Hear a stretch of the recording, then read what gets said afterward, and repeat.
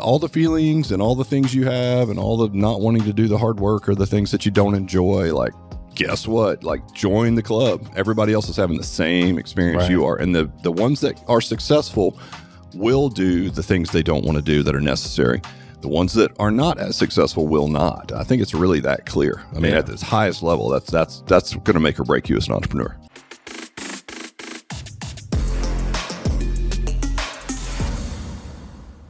Hello, Matt. What's up? Not much. We were just laughing at ourselves before the podcast started. We got a lot going on. Dude, I can't remember what day it is. It's so crazy. Like, did I turn the camera on? I'm like, I don't know. Is the computer on? Can you hear yourself? You remember the start of this? I'd be constant paranoia the whole time, and I'd be like looking at it. Yeah. I'm like, the whole time I wanted to ask you, like, what are you looking at? He's like, I don't know if I turned the camera on. I'm like, okay. Is it rolling? Is it going? Is it rolling? There needs to be like a light on the front of this thing. Well, you know, we don't do double takes, so this is it. Yeah. To get one shot. We've never done a double take. There's like almost no editing whatsoever. There is no editing. So if I literally panicked halfway through thinking I didn't turn it on. Oh, I'm leaving it in there. I'm definitely not telling them to edit that out. We're going to want to see that. All right. Surely, though, and as busy as you are, you still made time for a dad joke. Yeah. Oh, yeah, I got it. All right. What do you got? I have a solid kid joke, too. Because, you know, it's the realm I'm in. Look, hit it. Let's see it. What do mice floss their teeth with? What? String cheese. Yeah. The kids are listening. Yeah. I hope not. Kitty show. Is yours going to be bad, X-rated? No. Yeah. So how can you tell the difference between a crocodile and an alligator? I don't know. One you'll see later and one you'll see in a while. Oh, my God. See you later, alligator. After a while. Yeah. Say it. Crocodile. Come on, man. Play ball. Anyway, yeah, both all safe for kids. You know, I listened to last week's podcast. I sounded really angry, and I swore a lot. Yeah, you were fired up. I was very fired up. I got some messages saying I loved it. I loved how fired up you were. I was like, I felt well, you were very passionate. Yes, exuding maximum passion on the podcast as always. But yeah, man, so, you know, it's a thing I'm passionate about. Like, don't get me started or the whole podcast will go there again. And then people will be like, I just heard this last week. What's wrong with this guy?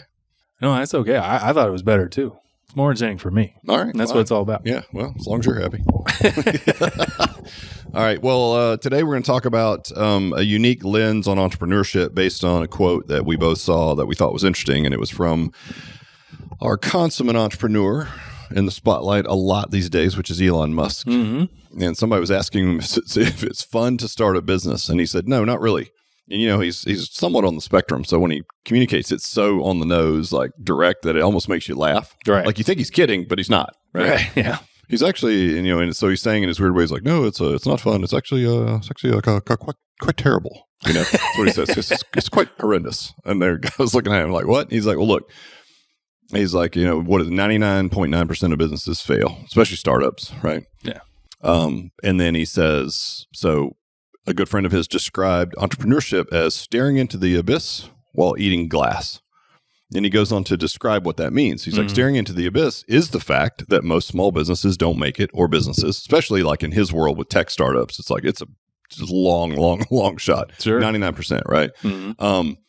And the eating glass part is, he's like, you know, the hard part about being a founder and a CEO, and this is the way he describes it. He's like, you only get the shittest problems, is how he described it. And he's like, because everyone else will solve the problems. You're only going to hear about the things that are the worst problems in the company. And most of the problems that you are hearing about, that you're called on to weigh in on, are things that you don't want to be doing. He's like, every now and then it's fun, but for the most part, again, you're staring into the abyss and you're eating glass, which means you don't get the luxury of solving the problems you want. There's problems that arise, and you're only going to get the worst ones, because when they're escalated to you, they're not great, and you have to solve them, right? Yeah, well, which, you know, being an entrepreneur means you're probably always thinking, right, looking visionary, and you want to tinker and create new things. So that's hard in itself because you're there, but then when it's down to the actual like things that are not fun, that's the eating glass part, which I could see could be a struggle for a lot of entrepreneurs. Yeah, because the very spirit that got you into the business with the grand vision and all the cool stuff and what you envision it looking like, you know, there's a rude reality when you start the 20-mile march, as we often refer to it, where it's like, oh, there's a lot of operational stuff, right? Right. And there's a lot of problems, and there's people involved, and people are not always static and predictable. And those are problems that aren't fun to solve, but they're absolutely necessary. And I've seen it a million times where entrepreneurs, we talked about this on a podcast maybe a few episodes ago, where entrepreneurs don't want to eat glass. So they don't want to solve the hard problems. So what they'll do is they'll kind of run up against a ceiling. Mm-hmm. They don't want to solve the hard problems. Easy for me to say. Yeah. Must be this pouch. Yeah. I put one of those Zen pouches in, by the way. I might lose my mind here in a minute. But they don't want to solve those. They just want to work on the stuff that they want to work on, which is the fun stuff. And so they abdicate all that to like either an outside source, or they try to just like not do any things that they don't want to do. That's an entrepreneurial issue, right? Well, they solve it by probably creating a whole nother thing. Well, they do. So it's like, hey, this thing is not working, and it is working. The problem is you're just not wanting to solve the most relevant problems because they're the worst problems to solve. They're not fun typically if they're getting to you anyway, as we've said. So what happens is then you go and you look for other things to solve. And sometimes for entrepreneurs, that's like, well, I'm going to start like, here's the new shiny penny. Squirrel ran through the room, the squirrel brain. Oh, look at that. And then you want to go and do that because somehow in your mind, that's a different thing, right? And it's going to work out better. And we've talked about this before. It doesn't, by the way, because your inability or, lack of wanting to solve the hardest problems is going to manifest itself in every business, because every business worth having or growing is going to have problems to solve that are not very fun to solve. Right. Plain and simple. Just have a bunch of things with a lot of hard problems and just keep moving on. Yeah. And as soon as you run into the hardest problems that you don't want to solve and you don't want to eat glass, then you have to like just move on to the next shiny thing. You end up with like 4 or 5 very small half-baked businesses that might spin off some cash or maybe not. You ever done that? Yeah, I think I have. I think I've been guilty of it. At one point we had licensing, we had a coaching group, I was speaking a lot, and all those things I really enjoyed, right? But getting into franchising, it's like, okay, I put all that to bed. That alone is eating glass for me. It's like not to be able to work on different fun stuff every day. Sure. It's like the same problems, but they're relevant and they're always going to be there. And plus, the problems that we're working on in franchising anyway, a lot of them involve people. And so the people challenges aren't solvable per se. It's not like, oh, here's the one solve. It's like, well, here's something that will move the needle a little bit, maybe. And then there's a delay between process that we put in place and results of that process. So right now it's taking 11-ish plus months, on average. Some go quicker, some go a little longer. Between signing your franchise agreement, getting all the construction permitting and everything done, going through a 3-month pre-sale, getting to 75 people where you're then allowed to open. So it takes a minute, right? Sure. And so if we do make a change in process, we don't see the results of it until the next group of clubs gets to that juncture. So it might be a year before we see the fruits of our labor as far as like tweaking process, right? Right. But you see those things, right? And you ever walk by like my office and you're like, damn, Matt's in, you're just going to give me some problems? No, I mean, I think we laugh now because in our offsite, we went around and everyone's like, on one hand, it was like, like things that we do well and things that people wish we didn't do. And mine, I think, was like, don't oversimplify like things. And I'm like, well, that's kind of my job. I mean, I'm not pushing back. Like, right. I probably do it to a degree that might seem off-putting to someone who's presenting me the problem, because I'm just like, well, just do this. Duh. And that's not always the right answer. But I think the final lens on things to be simple is a good thing. And it's also like a bad and a good, right? Because you've always said like, I really like how you just bring it back to like the main thing, like whatever. But in that sometimes can be frustrating for other people on the opposite end of it. Well, I'd say like things I noticed, like obviously you just talked about the, real estate construction, getting clubs open. You, as many entrepreneurs or just people in general, instead of just focusing on your main, thing that you're really good at, which is, getting people in front of you and growing the business, right. You're like, all right, we got to go back and we got to figure this out, as opposed to just being like, oh, it's fine. I'll just fix it by keep growing over here. No. You know what I mean? Right. And I see that's like any business, right? I'm just going to do the thing. So like in a gym business, right? I'm just going to focus on sales. We're really good at that, but we don't ever fix the process if we have retention issues. Yep. You know what I mean? Well, I mean, there's a clip on my Instagram page, if any of you guys follow me, and it's of a talk I did probably 2 years ago. And I said this, I'm like, when I was in licensing, I would get somebody on the phone and I would look at their business metrics. And it was consulting, and they would say, like, I need more leads, I need more leads, I need more leads, I need more leads. And I'm looking at their business. I'm like, you have plenty of leads. You have like an operational problem, right? Mm-hmm. But nobody wants to fix the operation problem because that means I have to go talk to people. I have to make hard changes. I'm probably going to have to, like, again, take 2 steps backwards to take 5 steps forward, right? I don't want to do that. So I just want to work on the fun, exciting stuff, which is like more leads, more leads.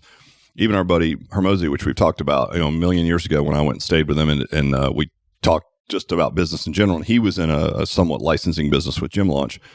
He said at one point we could produce a ton of leads. That wasn't the problem. The businesses that were suffering had operational problems. So we leaned into operations really hard, right? And they lost a bunch of customers because people didn't want to do the things they were telling them. It's a lot of work. It's hard work. I don't want to eat glass. I want to do fun stuff. Right. Tell me how to produce more leads. So he's like, eventually we had to give the people what they want or it would have killed our business. So we had to, like their business took a downturn by addressing what was the main problem. But you had a person in between you and the solution, which was the business owner. And that person didn't want to eat glass and fix not fun problems. So for them to survive in licensing, they had to go back to like, fine, we'll just bomb you with leads and you can figure it out however you want. Yeah. I mean, the eating glass part, especially in a small business and you've been doing it a long time, it seems to be always kind of go back to a lot of one of our core values, sincere candor and having hard conversations and people. Always. People always look for like outs in different ways as opposed to addressing like the person issue, whether that person's been trained properly or they're the wrong person, wrong seat, or anything along those lines. Is that what you've noticed? Yeah, and I think probably a better question for you since you sit in the seat of like coaching, like let's just say in an alloy, we'll see sometimes where you've got a somewhat engaged investor and they've sort of like hired these people and they're like tied to them, right? Mm-hmm. And the eating glass part for that person, they just want to do the fun stuff. They want to see the fruits of the labor. They'll say things like, all of our clients love the workouts. They're getting great results, but their business might be flat. It might not be growing. Now, we're seeing the same thing they are on the back end of the software. Maybe response times are off or like phone scripts are not great or just a couple little things there. We address that. And then sometimes it's surprising to see an investor. I think it shouldn't be surprising based on human nature, but it's surprising sometimes to see that like an investor doesn't want to do the harder thing, which is to get in, make some personnel changes or coach people up on the business or all those things, right? It may come from the strange idea that like a franchise just, and I'm air quoting if you're not watching, runs itself, which as we know, it's a business just like anything else. It does not run itself. It mitigates a lot of the issues. There's a system, like again, we always talk about, we build you the bicycle. Right. Somebody's got to pedal it. And a lot of times pedaling it, even for a franchisee, is a lot of eating glass. It's a lot of looking at numbers and making hard decisions and having hard conversations. And I think if you look at accountability as the greatest form of care, which we've done a whole podcast on that, I think that if you ignore it, you think you're avoiding conflict, which is good for your people, but it's not. You're not giving them the opportunity to grow, to thrive, and ultimately the writing's on the wall. If they're not performing, they need to be like moved into a different seat on the bus if they're the right culture fit, or they need to be moved out completely.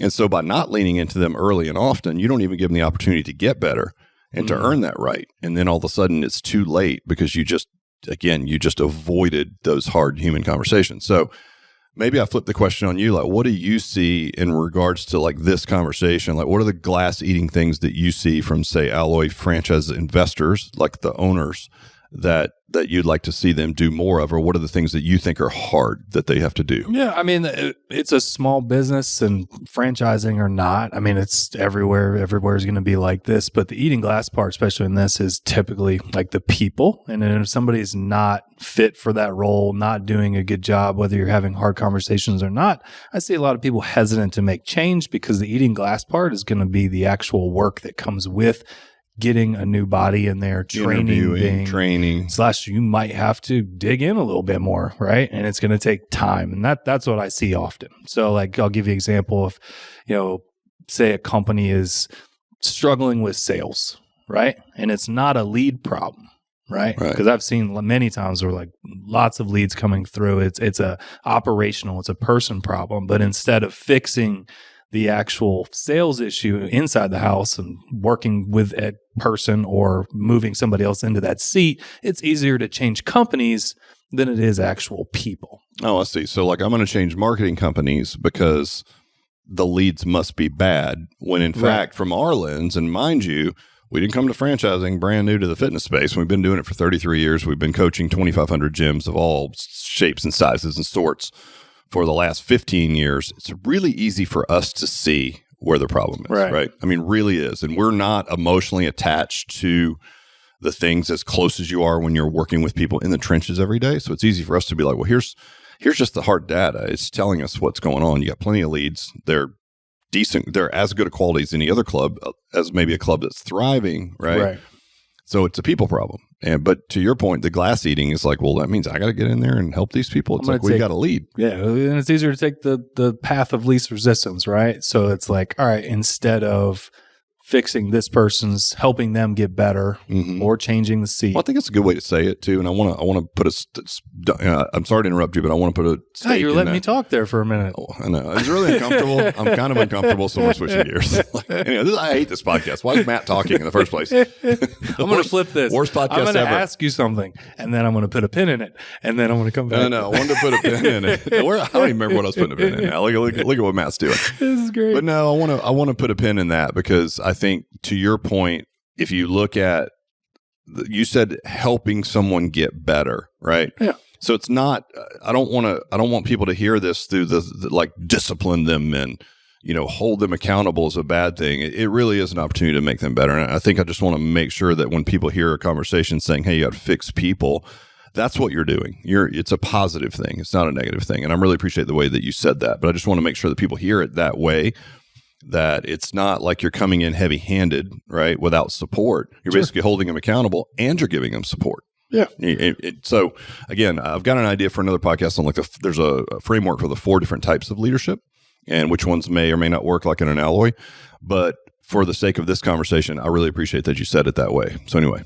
Yeah, I don't even know what I was talking about now. Well, you were just talking about, you're not giving people the opportunity to get better. Right. So you take the path of least resistance. And this is things I see often, right? Change companies or say somebody's not right fit. And instead of doing due diligence to get the right person in the seat, you just have the next person that's sitting in your own club, right? Because a small business is like, hey, you're here. Maybe you can do it. Kind of stuff, right? Because you don't, like a lot of people, I get it. You don't want to, it's a lot more work. You're going to have to be in the trenches. Like it's tougher, but that's you mean to bring on so if you've got like in an alloy structure, you only have like 2 main players. You go to head coach and a director.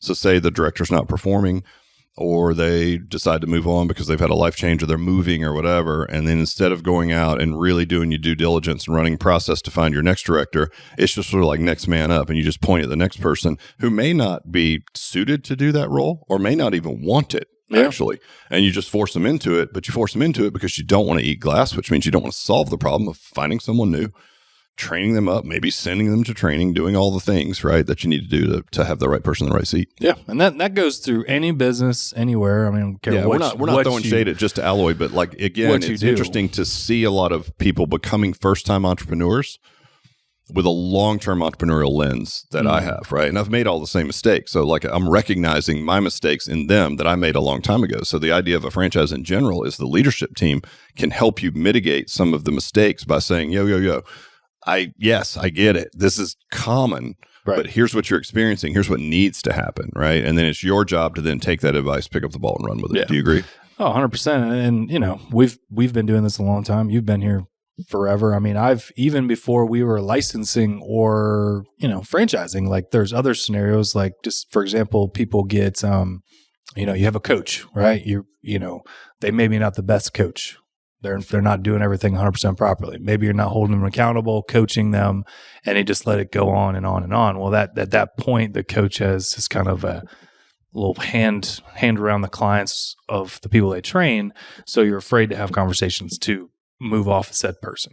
So you're feeling like somewhat held hostage by your coach. Right. It was based off of you not eating the glass to have those conversations to coach, to set the expectations early and whatnot. Right. Yep. But in the long run, this person is obviously not good for the culture, not good for the business and stuff like that. So whether it's sales side of things, retention, running the play, it always comes down to people, comes down to eating glass on the front end, making sure you're holding accountable. That's why we do things like EOS, level 10 meetings, weekly meetings with the coaches. It's like, all right, hold people accountable. Here's your processes. Here's your numbers. But if you avoid all those tough conversations because either you're scared to move off some because of the work it's going to take or you just don't like hard conversations, it's just not going to work out for you. So what's the solution in your mind? For this? Well, let's do all the things I just said. It's like you have to meet with your team regularly, holding them accountable from an entrepreneurial lens. You got to be able to have those tough conversations. And if a change needs to be made, you need to have it happen sooner rather than later because these things don't fix themselves. People just don't automatically get better, especially if they're not being coached. Right? Yeah, good point. I mean, it seems really obvious, but to your point, like hoping or wishing them to get better by avoiding the hard conversation is shocker. That's not going to work. No, I mean, no, not really. But you don't want to do it, especially like, you're an entrepreneur. You've had your hands in many different things, many different businesses. So, I mean, I know this has had to happen at some point, but I mean, like, say when you went to licensing and you made Trainer Society, what was it, Secret Trainer Society? Yeah. Right. He had lots of different things. There's probably wasn't a lot of time where you wanted to come back and deal with some of these glass issues inside of, say, the gym at that time, right? Right. Yeah, I mean, I'm sure you did. Yeah, I didn't want to come back to my own facility. I mean, you parallel that with like some of our investors that kept their day job or whatever, right? They're like, well, I still have things to do. It's like, I got it, but it has to be fixed. I mean, you have to fix it. It's just not going to fix itself, kind of stuff. So, like, it's easy to be like, I got other stuff to focus on. Right. And you don't worry about it, but then eventually it's going to come full pit. We think about if you still have a W-2 job, it's probably a heck of a lot easier than learning to become an entrepreneur. Right. Sure. And so it's a bit of rattles your cage a bit to learn to be an entrepreneur, live or die by your own decisions. It can be a harrowing experience for a lot of people. So in this case, to avoid eating glass, you just do the thing that you're getting paid regularly to do that you're pretty proficient at. You don't lean into the thing that you're not that good at yet because you're new to it. It's a little bit scary. And, I've literally heard people say that are new to business, like, this is harder than I thought it would be. I'm like, I don't even know what to say about that. What did you expect? Right. Like, you would just be amazing at it, right? It's kind of like starting a new sport. It's like you should plan to really suck at something for a while. Like, if I decided to start playing an instrument, I'm going to be terrible at it for a long period of time. But that's the expectation. Now, I would say that in business, certainly in a franchise business, like, we're going to shortcut all that, but you got to listen to the advice. And ultimately, you still have to do the hard steps. Like we can't do it for you, as an example, right? We can tell you, but you've said this often, like, can't want it more than you do, right? But if you're willing to do it, it can be the most gratifying thing ever, because how many times have I said on this podcast, it's a self-help journey disguised as a business. Sure. That's the definition of entrepreneurship. You're going to learn a lot about yourself. And I promise you, if you can learn to have hard conversations, lean into eating some glass every now and then, maybe a lot, I will argue that it will happen in a lot of different areas of your life. Like, it'll improve your personal relationships. It'll improve the way that you approach your finances. Everything will get better. It really will, right? And maybe you've just been fortunate enough to be in a position, work for big corporate or whatever, where you didn't have to do that so much. But that's the nature of entrepreneurship. So it's probably a good expectation to set, even for people that aren't with Alloy or just thinking about opening a business or just listen to this for business coaching advice. If you are an entrepreneur already and you're not having those hard conversations and you're not eating glass, you're probably not doing as well as you could be, I would say. And I say it out of experience. I did it, but when we went to franchising, I'm like, this is what we're doing. And I can tell you that I spend a good deal of time. I mean, my main focus is marketing and franchise development. That goes pretty well. That's not the hardest part, as it turns out, right? And they're so connected to what happens to the operation side, because if we don't get people open in a timely manner and get them to follow our lead and run the play and be successful, then sales and marketing stuff doesn't work anyway, right? So for me, I've had to lean a lot more into operations since we started the franchise than I had for probably the previous 10 to 15 years. I mean, I would tell someone what to do, but my success wasn't tied to their ability to execute. Sure. Because it was licensing. Yep. I'll give you the playbook. I'll tell you what to do. You're on your own. Do it or not. Talk to you next month. Right. Now, like, if you're not making good revenue and servicing people and changing the world, I'm not either. Right. So I really need the operations to be tight. So I've spent a lot more time working on things that I don't enjoy as much these days, but I don't care. It's like, it's absolutely necessary. Like, it would be strange for me to sit down and be like, I don't like to work on this, Matt. It's like, well, and I'm sure you would say, well, then who does?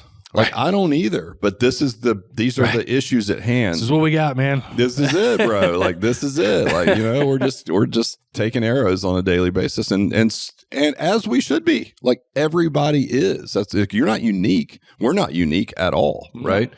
If you are a brand new entrepreneur, all the feelings and all the things you have and all the not wanting to do the hard work or the things that you don't enjoy, like, guess what? Like, join the club. Everybody else is having the same experience you are. And the ones that are successful will do the things they don't want to do that are necessary.